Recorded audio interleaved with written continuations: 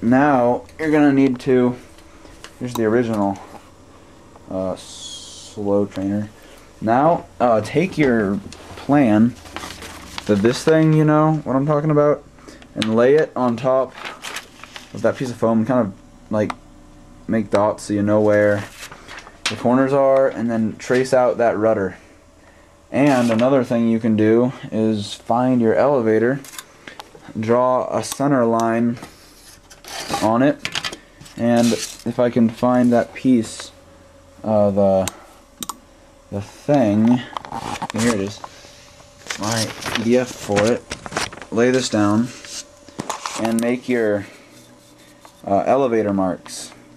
So right now I'll make the elevator marks, you know, so I know where it should be, and then I'll cut that off, and then I'll bevel it, and then I'll glue it on or tape it on. So I'll do that right now. Alright, so I cut off the elevator section, and now I'll bevel this side. Yeah. So I beveled this, and now I'll put this on and tape it to make a hinge. Alright, so I've got my hinge here taped so it's flexible both ways, and now I'm gonna take it and put it in that thing and make sure it's straight, like with a straight edge. So I'll go like that, you know, and make sure it's all straight and stuff, and glue it in there. Alright, so I got this on. It's all squared and stuff. Very nice, very nice. And I'll probably end up running some beads of glue along the edge there, on all sides, and then maybe put some little popsicle stick supports. But right now, I'll lay the edge down on the edge of a table and cut out that rudder. Alright, so now I'm gonna bevel this edge right here. So it's beveled, now I'll tape it on. Alright, so I taped that on, and you'll probably have to trim away a little bit, you know, like in there and stuff, just so it'll move freely. And down here a little bit, just enough. Probably did a little bit too much right there, but just make it work, you know. And next I will put on the wing.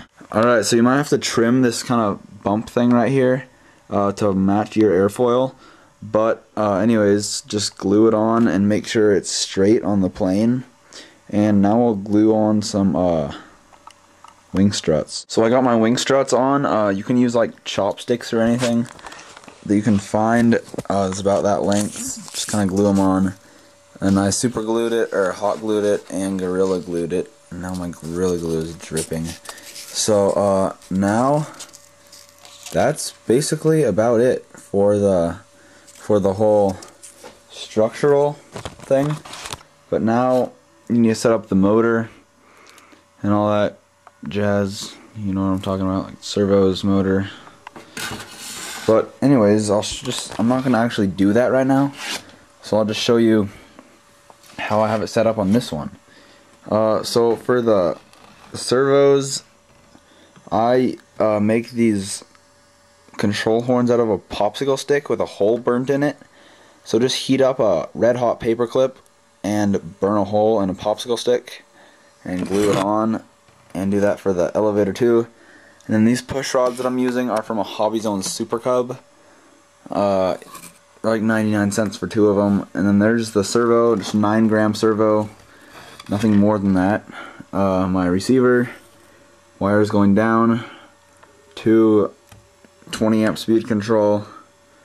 They go to my 370 motor, and that's just on a mount that goes to a stick, and the stick is glued on. Now here's the important part. Listen, the motor, see how it's a little bit to the right? Your motor should have 3 degrees of right thrust, so it should be pointed 3 degrees to the right and 3 degrees down. See how it's a little bit down like that? So that's very important. You need your motor to be like that.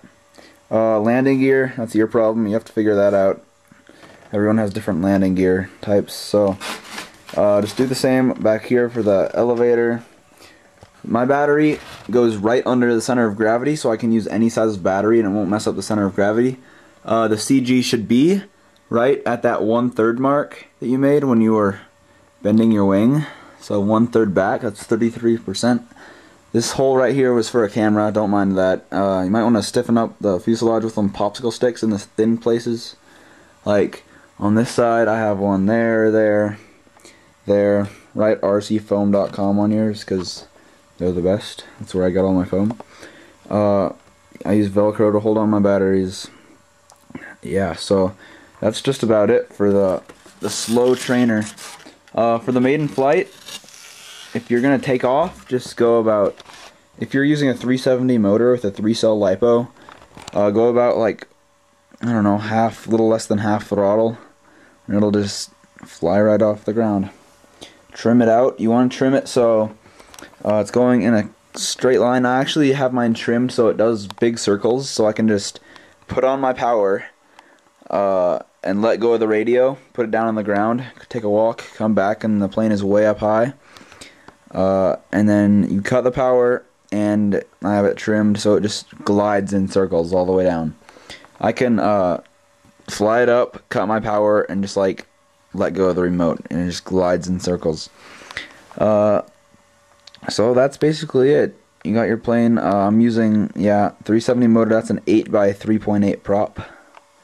Very nice. If you're not gonna have any landing gear, if you're just gonna do belly landings, use a prop saver, obviously. My battery I use everything from 1000 milliamp LiPo to a 360 milliamp 3-cell LiPo. Oh, and I also use little 2-cell 350 milliamp LiPos. Those work really good for super slow flying and just like taking off and landing in your yard, whatever. So yeah, I guess that's it. I love this plane. That's why I'm building one for my dad. It's really good for people to learn on. Actually, my dad is already he's not that bad at flying already. He's had a Super Cub, Hobbies on Super Cub before. But that's about it. So I let him fly this, and he liked it. He just does big circles around way up high in the air. So, anyways, that's basically it for the build video. Write RC test flight all over it. Slow trainer. Put Bill in there. Yaman. Bye. Oh yeah. And one more thing. Your elevator should move about this much, probably for a good performance like that. So about 3/4 of an inch up and down. And your rudder, this is a pretty big rudder, it should move about like that. Not that much actually. But then if you're gonna do a lot of taxiing on the ground and you need it to turn with skis or whatever, then you can go full movement. So yeah.